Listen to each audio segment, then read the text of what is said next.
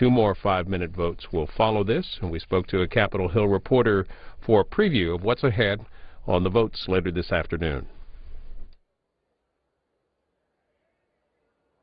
John Shaw is congressional correspondent for Market News International, joining us from Capitol Hill. Late yesterday, House Republicans introduced a measure that aims to stop the spending cuts, the defense spending cuts and the sequester. What's the purpose behind that? What are they trying to do here? Well, this is all related to this, ongoing and seemingly endless debate over the fiscal cliff. And there's sort of two major components. The first is the expiration of a lot of tax reductions that is supposed to occur at the end of the year. And another piece of it is the implementation of across-the-board spending cuts. The across-the-board spending cuts are about $1.2 trillion over 8 or 9 years, but about $110 billion in 2013. So what the House Republicans are trying to do today is to pass a bill to extend a lot of the Bush-era tax cuts, not all of them, but a lot of them, and also to have a replacement package which would effectively stop this first year of sequestration and replace it with about $300 billion in entitlement savings over a decade. So it retains the sort of spending cut focus that they want to have, and it's crucial to have to get the votes to pass these two bills. So it's part of a kind of a broader effort to address the coming fiscal cliff. I think most people view this package as a negotiating tactic by the House Speaker. There's been a lot of people, particularly on the Democratic side, that have been frankly mystified why the Speaker has left negotiations that seem to be moving towards an agreement with the President and has kind of spent the last 3 or 4 days trying to assemble this package. Well, tell us about the difference between his proposal, his Plan B proposal, and the latest offer that came from the White House earlier this week. How far apart are they? Well, just today, Harry Reid, the Senate Majority Leader, said he thought that the President and the Speaker were only a couple $100 billion apart, which, of course, is a significant amount of money. But when you look at it over the context of a decade, if you thought of sort of a split the difference, they're not that far apart. They're really, $200 billion. And again, as I said, it was striking that this week it seemed like both the Speaker and the President have made major concessions. We're moving towards each other very rapidly. And then in a very surprising way, the Speaker kind of pulled back and decided to put this Plan B together. It seemed apparent that it was done more to sort of fortify himself in these last parts of the negotiation with the President. But I think a lot of people think that rather than coming out of this with a really strong vote, he's likely to pass it on a totally party line vote, probably narrowly pass it, and then actually return to the negotiations with President Obama in certainly no better shape than he was before, and perhaps even in a little worse shape. So Harry Reid at a press conference today said that he was just stunned at what the Speaker is doing. He said, "I have no idea what his strategy is. It's absolutely senseless." And he said, as soon as this bill passes the House, we will ignore it. We're not even going to take it up on the Senate floor. So, well, on the Plan B vote, you said that you think it'll narrowly pass. Late yesterday, it seemed that there was some concern on the House Republican side about how many votes would stack up in favor. What's it look like ahead of the vote later today? I think it looks more positive in large part because I think they have the sequestration package, which allows Republicans to also be able to vote on a spending cut package. Because the initial Plan B was to extend, most of the Bush-era tax cuts for incomes of $1 million and less, but it would also involve some tax increases. So the initial proposal was again perplexing because it was a Republican plan to effectively increase taxes on some people and had no spending cuts, which is exactly the opposite of what Republicans have been calling for the last couple of years. So I think Boehner has sort of reassembled himself and put together a package with these spending cuts that improve the prospect for Plan B passing. As I say, as of late this afternoon, the sense is that it's going to pass probably narrowly. The House Democratic leadership is working very hard to make sure there are no Democratic votes on this. So I think it's going to likely pass in a party line vote. And then it's probably going to go back to talks between the Speaker and the President, perhaps as early as tomorrow. John Shaw of Market News International taking a look at the fiscal cliff debate in the House. Thanks for the update. Thank you. It looks like the House is well on its way to passing the rule for debate for those two fiscal cliff measures. John Shaw and other Capitol Hill reporters keeping a close eye on the votes this afternoon. Richard Rubin, tax policy reporter with Bloomberg News, tweets this afternoon that a sign of Republican efforts to get everyone back. Representative Pence is here for first vote since September. He's governor-elect of Indiana. Russell Berman from the Hill tweets, 2 Republicans keeping cards close to vest on Boehner bill, Tim Scott and Tom Price. Scott won't say, and Price says he's undecided. 2 more votes coming up and debate ahead on the Defense Authorization Conference report.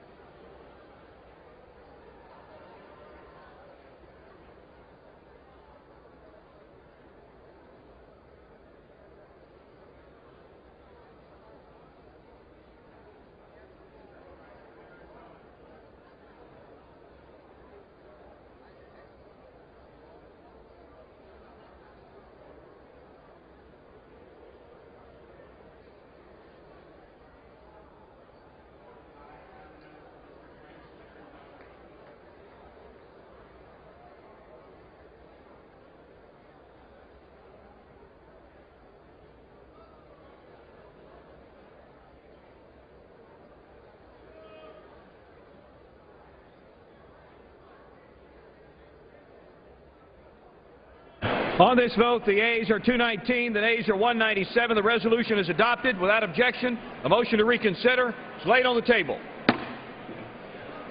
The unfinished business is a vote on ordering the previous question on House Resolution 840, on which the ayes and nays are ordered. The clerk will report the title of the resolution. House Calendar Number 169, House Resolution 840, resolution providing for consideration of the conference report to accompany the bill, H.R. 4310, to authorize appropriations for fiscal year 2013 for military activities of the Department of Defense, for military construction and for defense activities of the Department of Energy, to prescribe military personnel strengths for such fiscal year and for other purposes.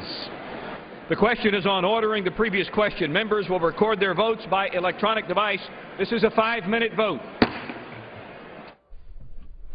And with this vote, Democrats taking another stab at trying to get the consideration of the $250,000 income level. This is a previous question vote before the rule vote on the Defense Authorization Conference report. This is a 5-minute vote. The rule will be the next vote, and then we expect them to move on to an hour of debate on the Defense Authorization Conference report. Debate on the fiscal cliff bills coming later this afternoon.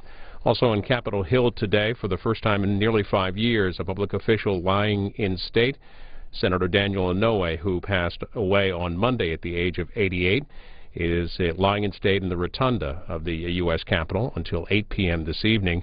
And we have our cameras up there, and you can follow that on cspan.org. There will be a public funeral in the nation's capital tomorrow at National Cathedral, 10:30 a.m. Eastern. We'll update you on our coverage plans. And then Senator Inouye will return home to Hawaii for a ceremony at the National Memorial Cemetery on the Pacific on Sunday.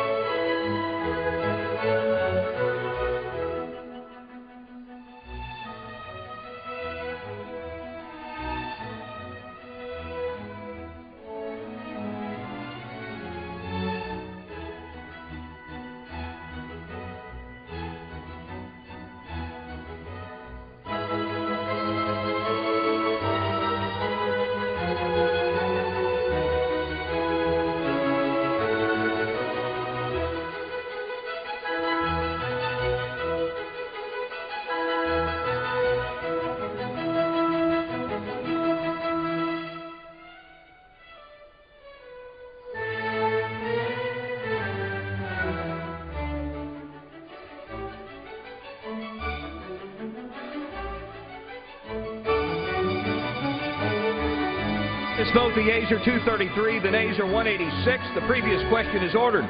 Question is on adoption of the resolution. Those in favor say aye.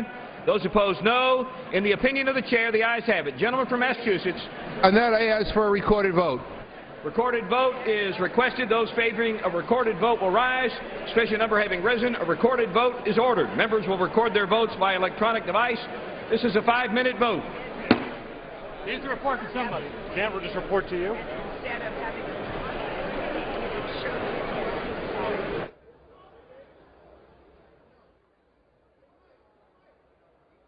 It's the vote on the rule for the Defense Authorization Bill, the Programs and Policies Bill for the next fiscal year at the Pentagon. Earlier this week, House and Senate negotiators came to an agreement on the $633 billion authorization bill, part of which would tighter sanctions on Iran and give some leeway to the Pentagon in developing alternative fuels.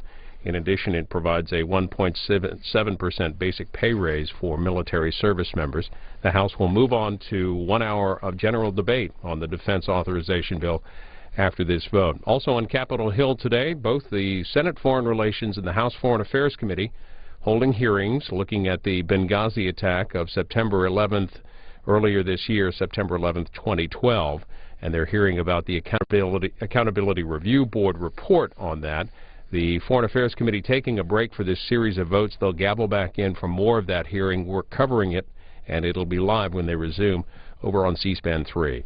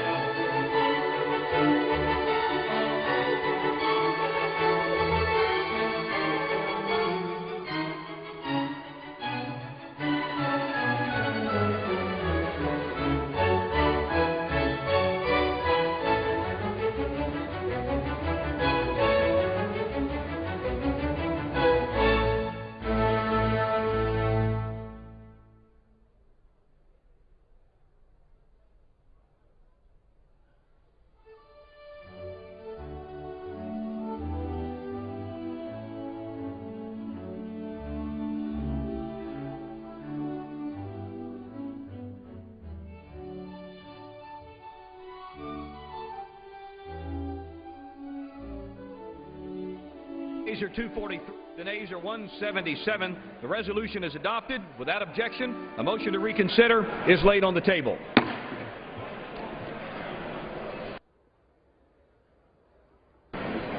The chair lays before the House an enrolled bill. Senate 2367, an act to strike the word lunatic from federal law and for other purposes. The chair lays before the House a message. To the Congress of the United States, in accordance with Section 502F2 of the Trade Act of 1974, as amended, 1974 Act 19 U.S.C. 2462 F2, I am providing notification of my intent to terminate the designation of the Federation of St. Kitts and Nevis as a beneficiary developing country under the Generalized System of Preferences GSP program. Section 502E of the 1974 Act provides that if the President determines that a beneficiary developing country has become a high-income country, as defined by the official statistics of the International Bank for Reconstruction and Development, i.e. the World Bank, then the President shall terminate the designation of such country as a beneficiary developing country for purposes of the GSP, effective on January 1st of the second year following the year in which such determination is made. Pursuant to Section 502E of the 1974 Act, I have determined that it is appropriate to terminate the designation of St. Kitts and Nevis as a beneficiary developing country under the GSP program because it has become a high-income country as defined by the World Bank. Accordingly, St. Kitts and Nevis's eligibility for trade benefits under the GSP program will end on January 1st, 2014. Signed, Barack Obama, the White House. Referred to the Committee on Ways and Means and ordered printed.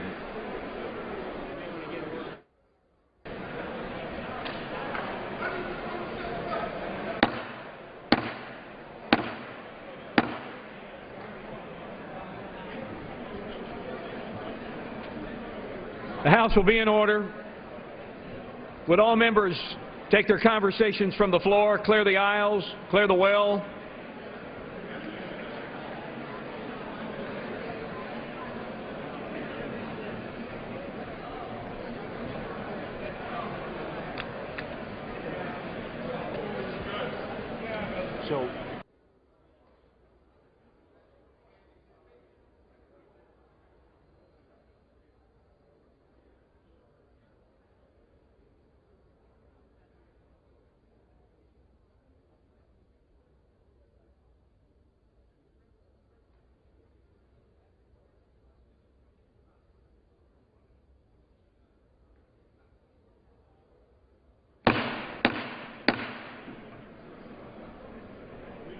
Once again, would members please take their conversations from the floor, clear the aisles, clear the well.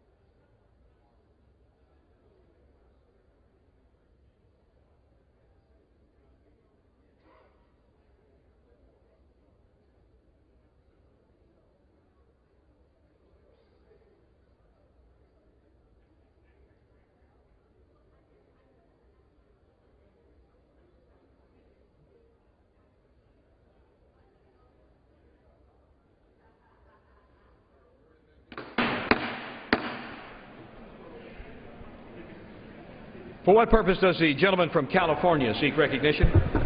Mr. Speaker, pursuant to House Resolution 840, I call up the conference report on the bill H.R. 4310 and ask for its immediate consideration. The clerk will report the title of the bill. H.R. 4310, an act to authorize appropriations for fiscal year 2013 for military activities of the Department of Defense, for military construction, and for defense activities of the Department of Energy to prescribe military personnel strengths for such fiscal year and for other purposes. Pursuant to House Resolution 840, the conference report is considered read. The gentleman from California, Mr. McKeon, and the gentleman from Washington, Mr. Smith, each will control 30 minutes. For what purpose does the gentleman from Massachusetts seek recognition? Mr. Speaker, since both the gentleman from California and the gentleman from Washington signed the conference report, it is clear they are supporters of the conference report. So I claim the 20 minutes that is allotted for someone in opposition when both majority and minority are in support. Does the gentleman from California support the conference report? I do. Does the gentleman from Washington support the conference report? I do, yes. Under Clause 8D2 of Rule 22, if the managers both support the conference report, then another member may claim 1/3 of the time allotted for debate thereon. The chair will recognize the gentleman from Massachusetts to control 20 minutes in opposition to the conference report. The gentleman from California is recognized. Mr. Speaker, I yield myself such time as I may consume.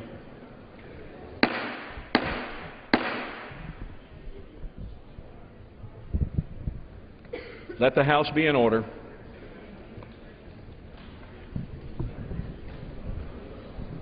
Gentleman is recognized. Mr. Speaker, I rise today in support of the fiscal year 2013 National Defense Authorization Act Conference Report. As you know, the NDAA is the key instrument by which the Congress fulfills its primary constitutional responsibility to provide for the common defense. This year will mark the 51st straight year we've successfully completed our work. We have long prided ourselves on our ability to reach across the aisle and build strong bipartisan legislation on behalf of our troops. This year is no exception. The bill authorizes $552.2 billion for national defense and $88.5 billion for overseas contingency operations. In fact, though our troops are at war and a significant share of our equipment inventory is exceeding retirement age, this year's funding is a reduction in real terms from last year. Recognizing the magnitude of the cuts imposed upon the military over the past year is important. We must acknowledge the significant contribution defense has already made to deficit reduction. Half of the savings has come out of defense, even though the defense accounts for only 17% of the overall budget.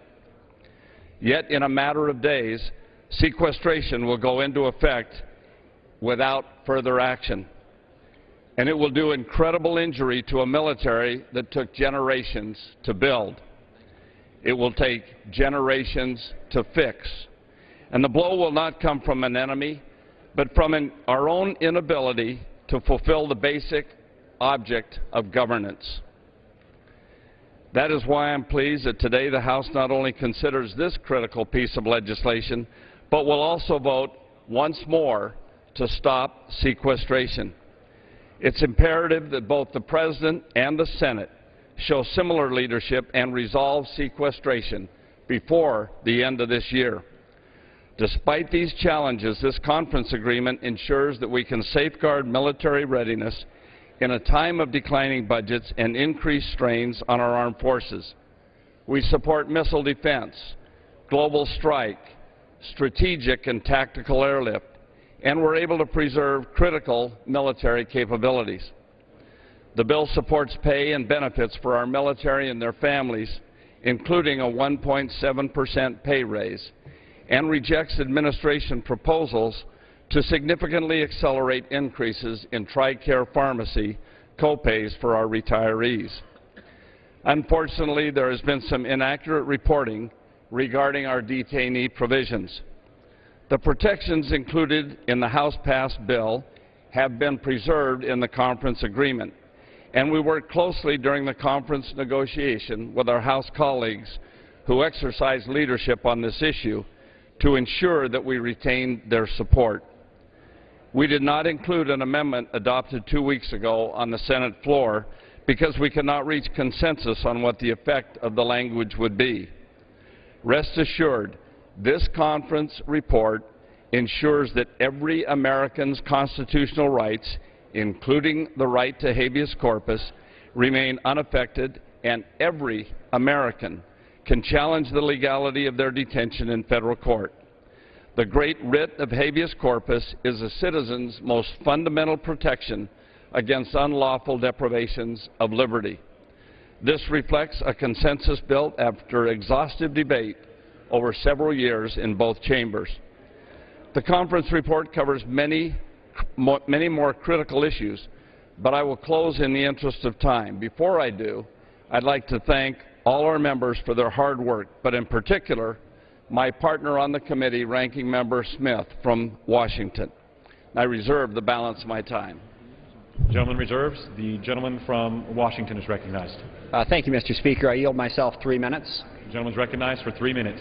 Thank you. I, too, rise in support of this conference report. And I want to particularly thank Chairman McKeon, Senator Levin, and Senator McCain, who worked with us to get on this product, all the members of the committee and the staff.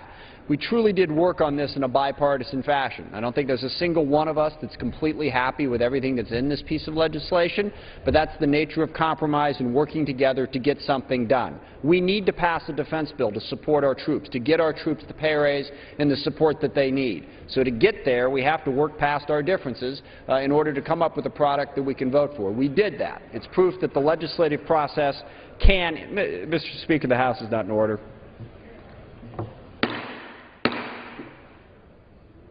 Gentleman's correct. The House is not in order. Please take conversations off the House floor. Gentleman from Washington may continue. Thank you. And I just again want to thank all the people involved in that process and showing that the legislative process can work. This is a critical piece of legislation. First and foremost, it prioritizes support for our troops and their families. We have to remember that we still have over 60,000 troops deployed in combat in Afghanistan. Making sure that they have the equipment, supplies, and support that they need to do the job that they're being asked to do is our #1 priority. I'm pleased that we have a 1.7% pay raise included in this bill, and pleased that we continue to support the effort in Afghanistan. I'm also pleased that we have language in this bill that makes it clear that it is time to end that mission in Afghanistan and bring our troops home as soon as we responsibly can. I believe that is also a critical priority going forward. There are other critical provisions of this bill. Once again, the Senate added language to ramp up sanctions against Iran, to keep the pressure on them, to hopefully discourage them from developing a nuclear weapon. That is a critical piece of legislation. We also have in here reform to our satellite export regime. The cumbersome nature of that regime has significantly harmed U.S. satellite industry. We've gone from having 65% of that market worldwide to less than 25 in the last 15 years. Getting back to a competitive place with that industry is critical to our national security. Those are companies that we're going to depend on to provide us the best equipment to best protect this nation. That change is very welcome. I am still disappointed in where we are at on Guantanamo Bay and detainee policy. This bill, again, though only for 1 year, not permanently as they proposed in the Senate, I'm pleased that we were able to do that, ties the President's hands in how to deal with the people at Guantanamo Bay. We need to close Guantanamo and have the President have the freedom to deal with the inmates there in a way that is consistent with our values, our laws, and our Constitution. We also do not fix the detainee problem. The Chairman is correct. We once again state basically that if you have rights, you have rights, but we still hold open the possibility of indefinite detention of people on U.S. soil. I think that is wrong. I think that is something that we should change. I will also disagree that habeas corpus is the highest form of protection for our rights. It is more like the last resort. It's the one thing that under no circumstances can we take away from you. The highest protection of individual rights is our Constitution and our Article III courts that provide full due process and full rights to everybody facing criminal charges. So I hope we will fix that at some point, but overall, this is a good bill that does one of our very important tasks here in Congress, to provide for the common defense, and I urge support of the measure. I reserve the balance of my time. The gentleman from Washington reserves. The gentleman from Massachusetts is recognized. Mr. Speaker, I just would explain, I intend to reserve most of the time for myself, but I have shared with the ranking member of the Armed Services Committee, who's done a very good job and had some commitments, and I'm yielding to some people as a proxy for him. So I will begin by yielding 1 minute to the gentleman from Iowa, Mr. Lopsack. The gentleman from Iowa is recognized for 1 minute. I want to thank the gentleman from Massachusetts for yielding. Mr. Speaker, while I very much appreciate all the work of Congressman McKeon and Smith on this bill, I rise today because I strongly oppose allowing plans to significantly cut the Air National Guard embodied in this bill. I worked on a bipartisan basis to block these cuts because I strongly believe that before an irreversible decision is made, we must have the strategic and cost-benefit justification. This 11th hour proposal still does not provide that justification and should not move forward. The Iowa National Guard's 132nd Fighter Wing, for instance, is one of the most cost-effective and experienced units in the country. These men and women served our country and stayed honorably, and they deserve better. Yet this bill will allow their F-16s to be retired and positions cut without explanation for how it serves our national security or the taxpayers of America. I strongly oppose this decision, which is why I did not sign the conference report, and for the first time since I've come to this office, will oppose the National Defense Authorization Act this year, and I yield back. The gentleman yields back. The gentleman from California is recognized. Mr. Speaker, I ask unanimous consent that all members may have 5 legislative days in which to revise and extend their remarks and insert extraneous material on the conference report to accompany H.R. 4310. Without objection. I yield at this time, Mr. Speaker, to my friend and colleague, the chairman of the Subcommittee on Tactical Air and Land Forces, the gentleman from Maryland, Mr. Bartlett. The gentleman from Maryland is recognized. Thank you very much. I rise in support of the conference report for the National Defense Authorization Act for fiscal year 2013, the 51st consecutive conference report for this committee and the National Defense Authorization Act. I've had the honor of serving as the chairman of the Tactical Air and Land Forces Subcommittee, the Armed Services Committee, under the full committee leadership of Chairman McKeon and Ranking Member Smith, the support of Sylvester Reyes, our subcommittee's ranking member, and a truly superb staff. Ours is a really bipartisan support. Our first priority and immediate requirement has continued to be to fully support our personnel serving overseas in Afghanistan and the many other countries where we have asked them to serve, under the daily constant threat of their personal survival. We have worked diligently to support the armed services and provide additional resources to support the warfighter. This conference report properly reflects these immediate requirements. Consideration of this conference report comes during a continued period of critical challenges to our national security, from the rapidly growing national debt, cybersecurity threats, and across the threat spectrum to include security of chemical weapons, stockpiles, and proliferation of nuclear weapons. The nation's fiscal circumstances and world events continue to challenge our government's will and capacity to constructively address the enormity of the challenges we face. The challenge is to develop an effective national military strategy that matches available resources and reflects the current and projected threat and fiscal environment. A fundamentally objective appraisal of the national strategy is needed to enable the committee's full and balanced consideration of force structure and equipment investment plans and programs. I'm concluding my service to Congress.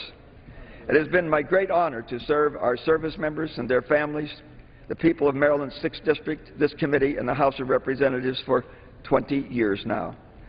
It has also been my honor to put national security interests first in my service to the Armed Services Committee. I strongly urge all of my colleagues to support the National Defense Authorization and Conference Act. Thank you, and I yield back. The gentleman yields back. The gentleman from Washington is recognized. Thank you, Mr. Chairman. I yield 1 minute to the gentleman from New Jersey, Mr. Andrews. The gentleman from New Jersey is recognized for 1 minute. ask unanimous consent to revise and extend my remarks. Without objection. Thank you, Mr. Speaker. Mr. Speaker, I rise in support of this legislation and commend Mr. McKee and Mr. Smith for their leadership in making it happen. Most importantly, this legislation takes care of the people most important to us, the men and women in uniform who will receive a pay raise under this legislation. Second, it maintains our competitive edge in technology as we look for new ways to defend our country and improve our situation around the world. And third, I believe very strongly, this bill affirms the Constitution of the United States. It makes it clear that nothing in any statute, including this one, in any way subverts or undercuts the Fifth Amendment due process rights of any person under any circumstances. For these reasons, I would urge my friends both on the Republican and Democratic side to vote yes. I yield back the balance of my time. The gentleman yields back. The gentleman from Massachusetts is recognized. Mr. Speaker, continuing to yield according to the arrangements of the gentleman from Washington, the ranking member, I yield 4 minutes to the gentleman from New York, Mr. Nadler. The gentleman from New York is recognized for 4 minutes. I thank the gentleman, Mr. Speaker. I rise in opposition to this conference report.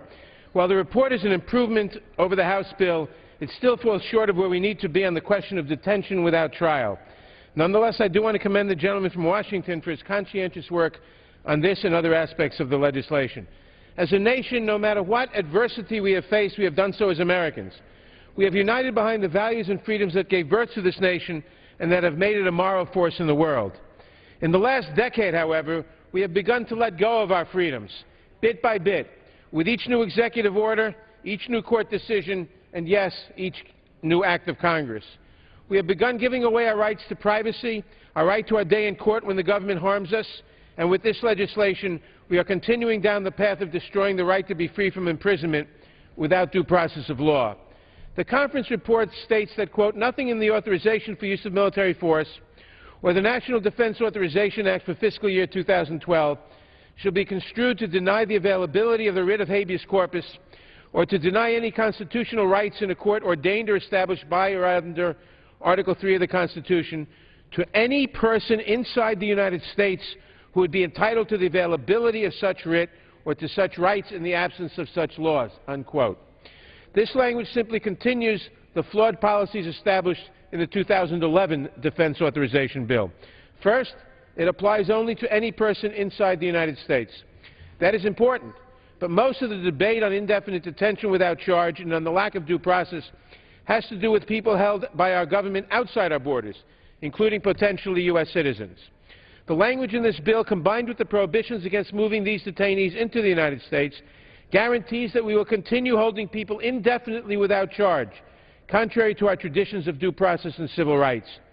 Second, this text continues the claimed authority of the United States government to hold even a U.S. persons captured on United States soil indefinitely and without charge. Some people may take comfort in the provision that states that those of us entitled to certain rights prior to the passage of the AUMF and of last year's Defense Authorization Bill continue to have the same rights afterwards. But this bill does not say who among us are fortunate to have those rights, nor does it tell us what those rights might be. It does not specify how the executive branch is to determine which of us are entitled to these constitutional protections and which of us are not. And it does not provide us with recourse if the President gets it wrong. Although I am urging a no vote on this conference report, I do want to acknowledge that despite these very real problems, there are things in this bill that are important and that deserve members' support. For example, Senator Shaheen's amendment to allow service members and their dependents to obtain abortions in military hospitals in cases of rape and incest rights a terrible wrong. But we must take great care. Our liberties are too precious to be cast aside in times of peril and fear. We have the tools to deal with those who would attack us. We do not need to surrender our liberty. Because of this momentous challenge to the founding principles of the United States, that no person may be deprived of liberty without due process of law, this bill should be rejected. I yield back the balance of my time. The gentleman yields back. The gentleman from California is recognized. I yield, Mr. Speaker, 2 minutes to my friend and colleague, the Vice Chairman of the Armed Services Committee and Chairman of the Subcommittee on Emerging Threats and Capabilities, the gentleman from Texas, Mr. Thornberry. The gentleman from Texas recognized for 2 minutes. Thank you, Mr. Speaker. And first, let me commend the chairman, the ranking member, and all the staff members for getting us here. Unfortunately, it is all too rare for the House to consider a bill with over 140 amendments on the floor here, have it passed, have a bill pass the Senate, go to a conference committee, and then have the conference report come back out to go to the President. It is all too rare, but if it's going to happen, it ought to happen on a bill dealing with the country's national security, and obviously that's what this bill does. Mr. Speaker, I think this is a good bill that makes significant progress in a number of areas, from the Emerging Threats and Capabilities Subcommittee, which I'm pleased to lead with Mr. Langevin, the distinguished gentleman from Rhode Island. We enhance oversight of cyber operations in this bill, although we both acknowledge there is much more work to be done in the field of cyber. We meet some of the unfunded requirements of our Special Operations Forces. We take steps to improve the management of our science and technology programs. And there are improvements to acquisition of information technology, which is an increasing challenge to the Pentagon because it does not fit within our normal acquisition methods. Finally, Mr. Chairman, I would just comment briefly. The gentleman from New York read the provision in this bill that deals with detention. It is absolutely true that this bill affirms yet again that the original authorization for the use of military force passed in 2001 or last year's NDAA does not change the basic constitutional rights to which all persons in the United States are entitled. Now, it may be that there are some people who are unhappy with those basic constitutional rights. They think it should be more, or they think the Supreme Court has misinterpreted some of those rights. That is a different debate. But there has been a fair amount of misinformation on this point, and I think for all members who are concerned about this issue, who get questioned about this issue, just read the language which says nothing changes those basic constitutional rights. I yield back. Gentleman yields back. Gentleman from Washington is recognized. Thank you, Mr. Speaker. I yield 2 minutes to the gentlelady from Guam, Ms. Bordallo. The gentlelady from Guam is recognized for 2 minutes. Thank you, Mr. Speaker. Chairman McKeon, I thank you, and of course Ranking Member Adam Smith. I rise today, Mr. Speaker, in support of the conference report for H.R. 4310. This Defense Bill Conference report works to ensure that our men and women in uniform are well trained and equipped through the authorization of $176 billion in operation and maintenance funding, plus $62 billion for overseas operations, including Afghanistan. The conferees have restored 77 aircraft and 3,313 people to the Air Force's force structure, mostly in the Air National Guard and the Air Force Reserve, to ensure adequate resources are available to the states and the territories to respond to mobilization, homeland defense, and disaster assistance missions. I am personally pleased that the conferees did not allow the retirement of Block 30 Global Hawks, which provide critical ISR capability. I am particularly pleased that the conference report authorizes the Secretary of Defense to establish a program to provide space-available transportation to active duty service members and their dependents, and reserve component members and others at the Secretary's discretion. While I am disappointed that the conferees authorized percentage reduction in the DoD civilian workforce, I expect the Department to implement these reductions in compliance with the statutory requirements for a balanced workforce sized to meet mission requirements, workload, and to mitigate risks in operational readiness. Most importantly, Mr. Speaker, this conference report takes a major step toward loosening restrictions on the obligation and the expenditure of U.S. and Government of Japan funds to support the military buildup on Guam. I believe that this bill sends a strong message that the United States remains committed to providing resources to refocus on the Asia-Pacific region. And also, I'm also pleased that the conference report includes a requirement that flags from the District of Columbia and the U.S. territories be displayed at U.S. military installations around the world. And I ask my colleagues to support this conference report. Gentlelady's time's expired. The gentleman from Massachusetts is recognized. Mr. Speaker, at the request of the chairman of the full committee, I would now yield to him. I believe he intends to conduct a colloquy. 2 minutes. Gentleman's recognized for 2 minutes. I thank the gentleman for yielding. Mr. Speaker, I yield 2 minutes to the gentleman from Kentucky for the purpose of a colloquy. Well, thank you, Chairman McKeon, and I certainly want to thank you and Mr. Smith and your staff for the hard work to complete this 51st consecutive defense authorization bill. As you know, the Energy and Commerce Committee has an interest in a number of provisions included in the bill. One of the provisions is Section 3113, which modifies Section 4102 of the Atomic Energy Defense Act. My understanding of the Armed Services Committee's intention with regard to Section 3113 is that, one, you want to reinvigorate a dormant statutory council by updating it and transforming it, and two, you want to clean up the U.S. Code by eliminating obsolete language referring to the Assistant Secretary of Energy for Defense Programs. Is that your understanding as well? That's correct. This council will be an important mechanism for improving communication, and the rest of Section 4102 is defunct. And it's also my understanding that it was not the intent in Section 3113 to affect the Secretary of Energy's management, planning, and oversight authority or delegation authority related to the National Nuclear Security Administration. Is that your understanding as well? That's correct. To further affirm that, I've sent a letter to the Secretary of Energy making clear the striking of this section in no way affects the Secretary's authorities.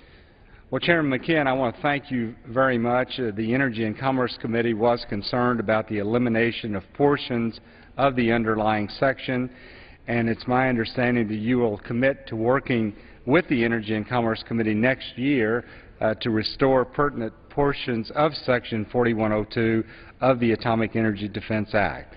Yes, you have my commitment and my thanks for bringing this to our attention. Well, thank you. It was a joy working with you, and once again, congratulations. Thank you very much. Thank the gentleman for yielding. Gentleman yields back.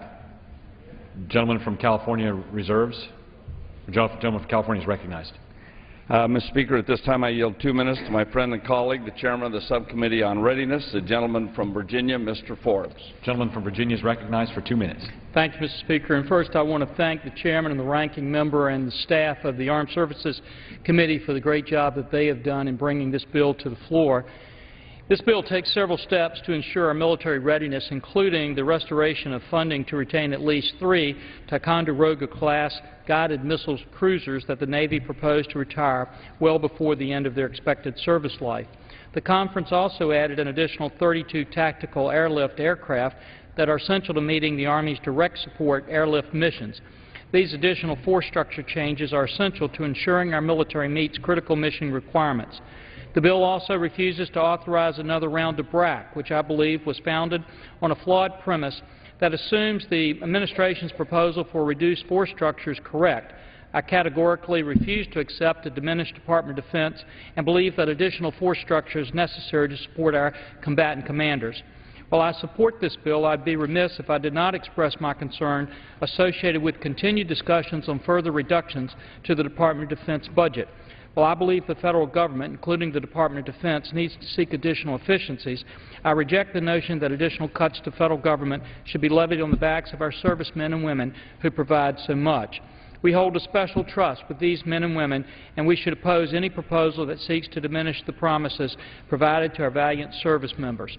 Mr. Speaker, I hope and encourage our members to support this bill, and with that I yield back. The gentleman from Virginia yields back. The gentleman from Washington is recognized. Thank you, Mr. Speaker. I yield 2 minutes to the gentleman from Rhode Island, Ranking Member of the Emerging Threats Subcommittee, Mr. Langevin.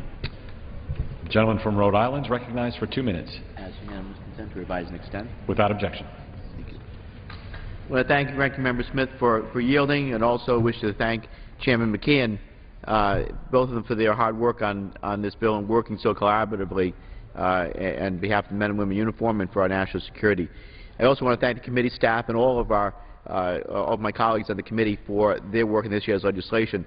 I especially like to give a special thanks to Chairman Thornberry, who's been a superb partner on the Emerging Threats and Capabilities Subcommittee, and I particularly want to thank him for his hard work in our collaborative work together on cybersecurity, which I care passionately about.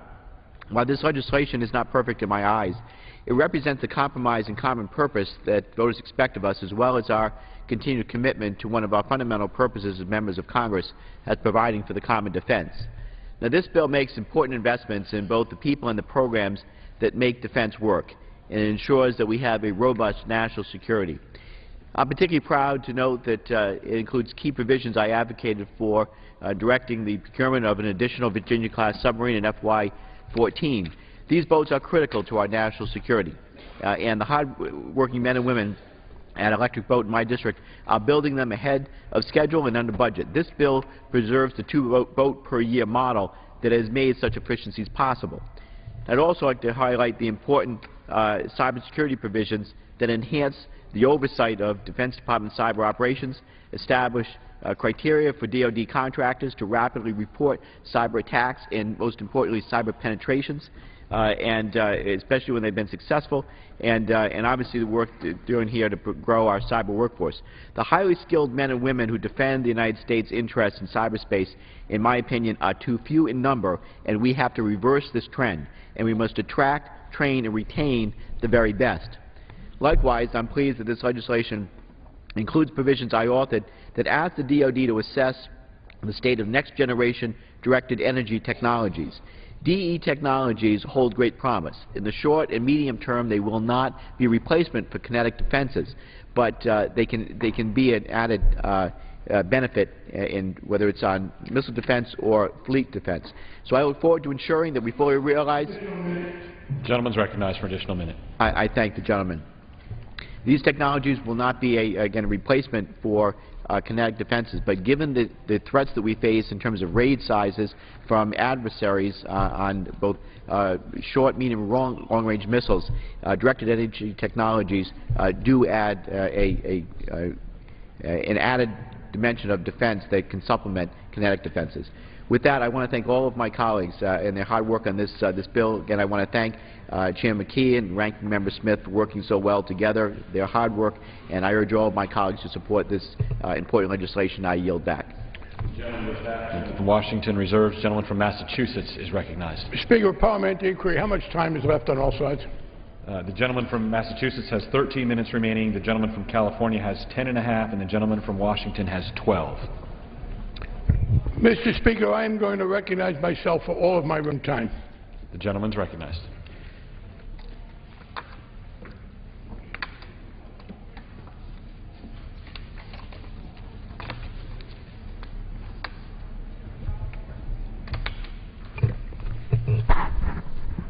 Mr. Speaker, while I have some differences with particular provisions here, I would agree with the gentleman from New York,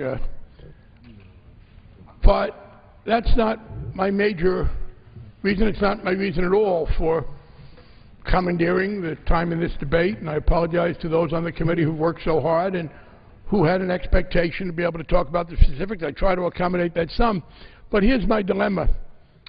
It's partly the structure of this institution and of our rules and of our task. The committee does a very good job of operating within the given parameters of America's military engagement. They discharge very well their obligation to fund that level. But we don't have in our structure a forum in which to debate the most important question we face as a country. What level of worldwide military engagement should we be committed to pursuing? Because that level of military engagement dictates the funding. Members have said this is a good bill because it supports the men and women who we send into battle and into harm's way. Of course it does. It would be immoral to do anything less for them. The question is not whether, having made a decision to be engaged on a worldwide basis, we fund them adequately, but whether we are asking them to do too much. I will say my general principle in part is this. We have a superb military, wonderful men and women, very well equipped thanks to this House and the Senate and the administration. And they do very well what a military can do. A military can stop bad things from happening. But we make the mistake of asking these wonderful people to do something militaries are not good at. Make good things happen. Take on roles in societies quite foreign to us, literally foreign and metaphorically foreign, and deal with the deepest human problems of religious and cultural disagreements. I would be morally conflicted if I thought those kinds of interventions could be successful. I would like to alleviate the people in Afghanistan who suffer from some of these problems, or in Iraq or elsewhere. But the point is that we can't do that. The best trained and armed 30-year-old Americans can't resolve the problems that rack those societies. They can repel enemies, but they cannot create good societies. Beyond that, we are suffering, I believe, from cultural lag. 60-some-odd years ago, at the end of World War II, 67 years, America needed to be there for virtually every society in the world outside of the vicious communism presided over by Joseph Stalin. The nations of Western and Central Europe had been weakened by World War II. They were vulnerable to Stalin. Russia had been weakened too, but he was able to use the brutal force of his system to put whatever resources he had into a military that threatened, not only threatened, that ate up freedom in many European countries. And Harry Truman, to his credit, with a bipartisan support from Congress, said no, no further, and inserted American troops and put American money to keep the weak nations of Western and Central Europe from being overrun by Stalin. Stalin, thank God, is dead, and the terrible system over which he presided has crumbled. That does not mean that I believe Russia is a wonderful place to live. I continue to be grateful for my grandparents for getting the heck out of there. But it's not a threat to the United States' existence. And on the other hand, the European nations that we went in there to protect are now strong and prosperous. So we no longer have weak nations in Central and Western Europe. We no longer have a belligerent threat to them. One thing hasn't changed. We're still there, with tens of billions of dollars of American money protecting the strong nations against a non-existent threat. Japan was disarmed 67 years ago because of the understandable fears. Japan today is a very different country, and an American policy that insists on subsidizing the defense of Japan because of what happened 67 years ago is a disservice to the American people. I want us to be the strongest nation in the world, Mr. Speaker. Some of my liberal friends say, well, that sounds xenophobic. Very simple. Somebody's going to be the strongest nation in the world, process of elimination. I look at the candidates, and I'm for us. I will be honest with you, if Denmark had the possibility of being the strongest nation in the world, I'd be pretty relaxed about it. But they can't handle it. It's either going to be us or some country I'm not that crazy about. But we can be the strongest nation in the world much less expensively than we are. Let me read from some who are critical because this president hasn't gone far enough, and a couple of my colleagues have praised the bill for putting more weapons into play than the Pentagon wants, for objecting to the retirement of these weapons. In other words, it's more money than the Pentagon wants in some cases. And here's the viewpoint that I seem to see expressed here. In an article in the Wall Street Journal on November 7th, day after the election, hope spring eternal for some people, Mr. Jack David and Michael Dunn wrote an op-ed piece. Mr. David was the Deputy Assistant Secretary of Defense in the Bush administration.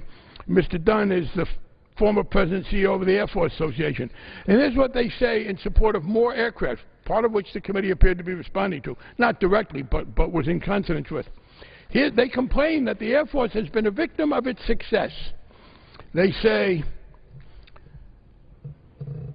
ironically, the inattention and repeated cuts that have taken a toll on this branch haven't received the public attention they deserve because the Air Force has been so successful. No U.S. soldier has been killed by enemy air power since 1953. For 6 decades, the Air Force has been able to deny operational airspace to adversaries, so U.S. ground forces have operated with little fear of enemy aircraft attacking their position. This is in the Wall Street Journal, written by a former Bush Assistant Secretary of Defense and the head of the Air Force Association. But they say it's not enough to have had no American killed since 1953, for which I'm very pleased, and have totally dominated every battlefield for 6 decades. Here's what we have to do, they say. We rely on the Air Force to do much more than that, including to hold at risk any actual or potential enemy target anywhere in the world. At a time when I'm being asked, I'm not going to do it, to cut back on the cost of living for Social Security, when we don't have adequate funds for health research, when we have had cities lay off police and fire, you worried about the safety of the Americans? Let's give the cities the resources not to lay off police and fire. I don't want to vote money to hold at risk any actual or potential enemy target anywhere in the world. Any potential enemy target anywhere in the world. And by the way, we have to do this ourselves, because the next thing we have to do is to protect the ground forces of friends and allies.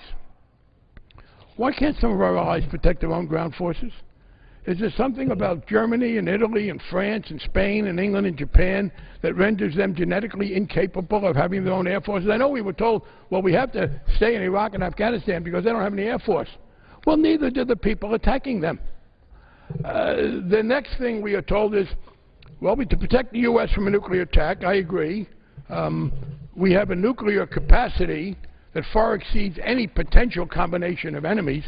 We had, during the height of the Cold War, the triad. We could destroy the Soviet Union in a thermonuclear war. And they had a capacity to go after us by missiles, submarines, or the Strategic Air Command. I have a proposal that sounds like I'm kidding. Sometimes I'm kidding. This time I'm not. Can we not go to the Pentagon and say, you know what? Now that there is no more Soviet Union, there is a much weaker Russia. And I agree, Russia won a war against Georgia. They won the war against the country of Georgia. I think the way we have armed the state of Georgia, I'm not sure what the outcome would be if that was the war. But Russia does not have anything like the capacity it had at the height of the Cold War. We have still the capacity to destroy them. Can we not say to the Pentagon, you know, those 3 ways you have for destroying the Soviet Union, please pick 2? Would we not be very secure against a Soviet nuclear attack if we had 2 instead of the 3 and could save billions of dollars? And now we're told also we must provide navigation through its global positioning system. We have to protect, I'm told, the trade routes everywhere in the world. We have to protect them against China. Mitt Romney got something right in his debate with the president when he said he's not afraid of toughening sanctions against China for currency manipulation, because he says people say they're going to cut off their trade. They make an enormous amount of money out of that trade. Why would they cut it off? Agreed. Why would the Chinese shut down the navigation routes over which they make an enormous amount of money?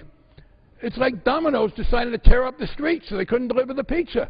But we are spending money on a Navy that protects every shipping lane everywhere in the world, as if we were the only ones who had that interest. And now let me give this one, surprising from conservatives, to airlift humanitarian aid anywhere in the world. Now, I wish we were doing more in Haiti. I wish we were doing more to stop children from dying of illness in Africa. But we have to give humanitarian aid anywhere in the world to our wealthy allies and others. Frankly, I wish we were better able to deliver humanitarian aid to New Jersey than to rich countries elsewhere. And I don't say that as an isolationist. I wish we were doing more in some ways. I regret the attack on the International Monetary Fund that I hear from my Republican colleagues, which would destabilize Europe. I would like to increase economic aid. I would like to do more to fight AIDS and malaria. I'd like to do it in a more effective way. Now, I'm told in part, well, this is bad for jobs if you've got the military. That is a head-swiveling degree of inconsistency. I am told by many of my Republican colleagues that when the federal government provides aid to cities to keep firefighters on the job, when it builds roads, when it builds housing for the elderly, that somehow that's just something called stimulus, which doesn't add to the economy. But apparently when we spend money to maintain bases in Germany or in Okinawa, when we build weapons that aren't needed, and even more when we maintain a nuclear arsenal we don't need, somehow magically that creates jobs. It is as if Keynes was only right if he was armed. It's military Keynesianism. The government does not help with the economy. People who have said no government stimulation for the economy, how can they, Mr. Speaker, then turn around and say we've got to do this for jobs? And by the way, and I think there is a government role in stimulating the economy. Defense tends to be, on the whole, the least efficient way to do it. A largest percentage of it spent overseas. If we close down bases in NATO, it's going to hurt some people, but not here, and people who can afford it. And now I'm told, well, that's mean, because you're allies, and you're supposed to have troops where your allies are. Then how come I never saw any Belgian troops at the border in the United States? It's a one-way street. And now let me say of the President, he has done a very good job, and I appreciate his withdrawal from Iraq, and he's resisting some of the pressures. But he should go further. I did note, and the country is ready for this, I noted that during that memorable moment when Clint Eastwood lost a debate to a chair, One of the things he said that got enormous applause in the Republican convention was, let's get out of Afghanistan right away. The American people understand we have long since stopped doing a God of good there. And that's not because there's any lack of bravery or skill on those wonderful young people that are there. It's not their fault that we put them in a place where they no longer ought still to be. We ought to withdraw them. I have one difference with the President, let me say in closing. On this, he says, however, he's the President, and when you're the President, they all tell you these things, that America is the indispensable nation. We were in 1945. We should not consider ourselves to be the indispensable nation today.